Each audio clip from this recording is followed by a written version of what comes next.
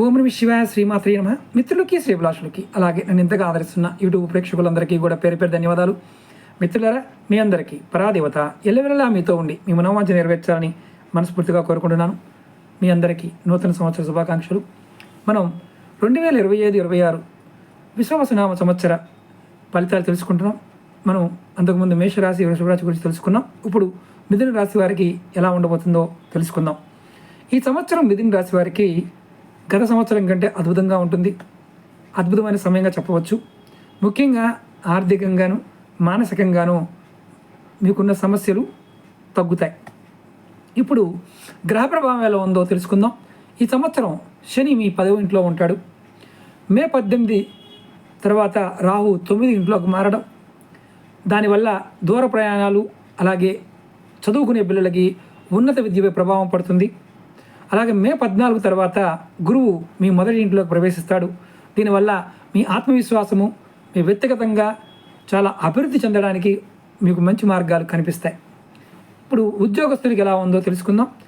ఈ సంవత్సరం ఉద్యోగం చేసేవారు ఎవరైతే ఉంటారో వారికి బాధ్యతలు పెరుగుతాయి. అలాగే వారికి కొన్ని సవాళ్ళను కూడా ఎదుర్కొనే అవకాశం కనిపిస్తుంది. కష్టపడి పనిచేయాల్సిన సమయం ఇది. మే 14 తర్వాత ఉద్యోగంలో అనుకూలమైన పరిస్థితులు ఏర్పడతాయి. ముఖ్యంగా ఉద్యోగస్తులకి ద్వితీయార్థంలో అంటే సెప్టెంబర్, అక్టోబర్ వచ్చేసరికి ప్రమోషన్లు వచ్చే అవకాశం కూడా కనిపిస్తుంది. మే 18 తర్వాత రాహు 9వ ఇంట్లోకి రావడం వల్ల ఉద్యోగరీత్యా దూర ప్రయాణాలు, దూర ప్రాంతాల్లో ఉద్యోగాలు ఇలాంటివి కూడా కనిపిస్తున్నాయి.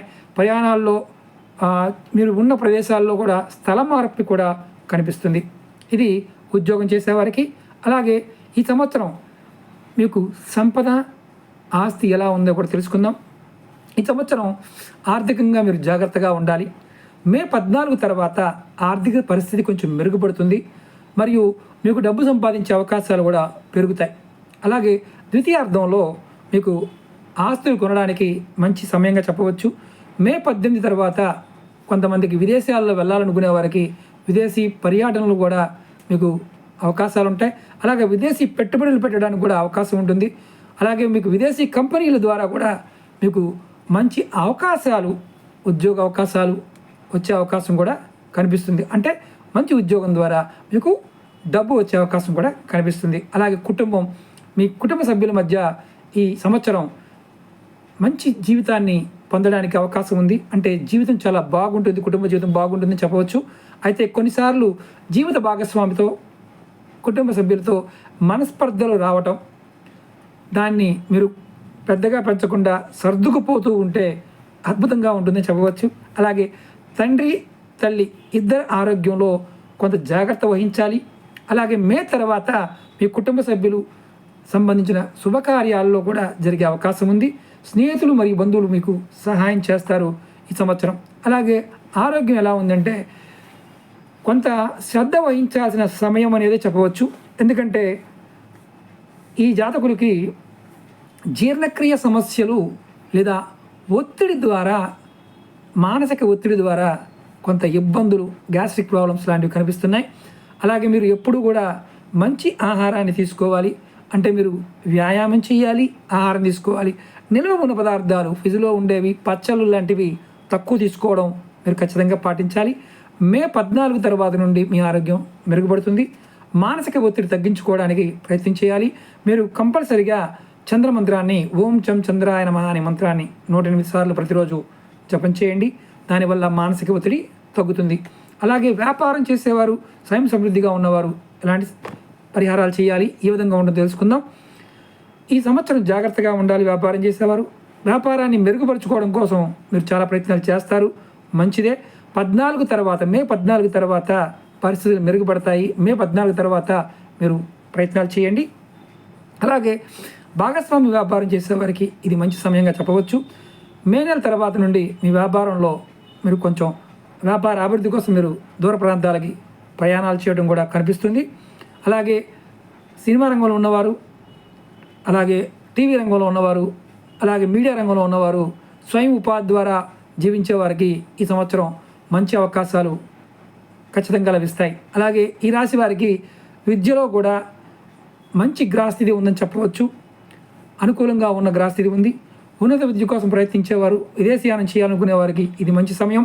అలాగే మే తర్వాత కొన్ని ఆటంకాలు ఉండవచ్చు, కానీ వాటిని మీరు అధిగమిస్తారు. అలాగే ద్వితీయార్థంలో విదేశాల్లో చదువుకునే వారికి మంచి అవకాశాలు లభిస్తాయి. మే తర్వాత మీకు ఆటోమేటిక్గా మంచి అవకాశాలు పెంచుకోవడానికి కూడా మీకు శక్తి వస్తుంది. ఇది అద్భుతంగా యోగిస్తుంది. మరి ఎటువంటి పరిహారాలు చేయాలి ఈ వీడియోలో తెలుసుకుందాం. ఈ సంవత్సరం మీరు గురువుకి రాహుకి పరిహారాలు చేసుకోవడం చాలా అవసరం. మీరు గురువుకు సంబంధించిన స్తోత్రాన్ని, విష్ణు సహస్రనామాన్ని జపం చేయడం కూడా చాలా మంచిది. ఓం బృహస్పతియే నమః అనే మంత్రాన్ని చేయడం, అలాగే ఓం రం రాహువే నమః అనే మంత్రాన్ని మీరు రోజు 108 సార్లు జపం చేయడం వల్ల కూడా మీకు చాలా వరకు ఈ సంవత్సరం యోగకారకంగా ఉంటుంది. అలాగే అరటి చెట్టుకి నీరు పోయండి. అలాగే ఆవులకి బెల్లము, అలాగే అరటిపళ్ళు లాంటివి పెట్టండి. అలాగే మీకు వీలైతే ప్రతి ఆదివారం నాడు చీమలకి ఆహారం పెట్టండి. పంచదార, మినప్పిండి, వరిపిండి ఖచ్చితంగా రాహువు నడుస్తున్నవారు ఇది పెట్టడం వల్ల మంచి ఫలితాలని పొందుతారు. రాహుగ్రహ ప్రభావం అనేది కొంత మానసిక శాంతికి గురి చేస్తుంది కాబట్టి ప్రయత్నపూర్వకంగా ఈ జాతకులు మీరు ఖచ్చితమైన ప్రయత్నం చేయండి. ఎవరైనా సరే ఇక్కడ మళ్ళీ చెప్తున్నాను, ఇవి రాశి ఫలాలు కేవలం మీకు అవగాహన కోసం మాత్రమే, కానీ చెప్పినట్లుగా జరుగుతాయి అని మాత్రం మీరు భావించవద్దు. ఎందుకంటే దైవబలం అనుకూలంగా ఉంటే మీకు 100% మీరు ఎలా కోరుకుంటారో అలా జరుగుతాయి. ఇది మీకు ఒక అవగాహన కోసం, ఈ సంవత్సరం రాబోతున్న సంవత్సరం మీకు ఈ సంవత్సరం మొత్తం ఎలా ఉంటుందో తెలియజేయడం కోసం మాత్రమే ఇచ్చిన ప్రయత్నం. ఈ మిథున రాశి వారు ఈ ప్రయత్నం చేయండి, ఖచ్చితంగా మంచి ఫలితాలు కలుగుతాయి. ఆ పరాదేవత అనుగ్రహం చేత మీరు కోరుకున్న కోరికలు నెరవేరుతాయి. అలాగే మీకు ఈ వీడియో నచ్చినట్లయితే లైక్ చేయండి, ఛానల్ని సబ్స్క్రైబ్ చేసుకోండి, పక్కనే ఉన్న గంట సింబల్ని యాక్టివేట్ చేసుకొని 10 మంది మిత్రులకి ఈ వీడియోని షేర్ చేయండి. ఓం నమః శివాయ, శ్రీమాత్రే నమః.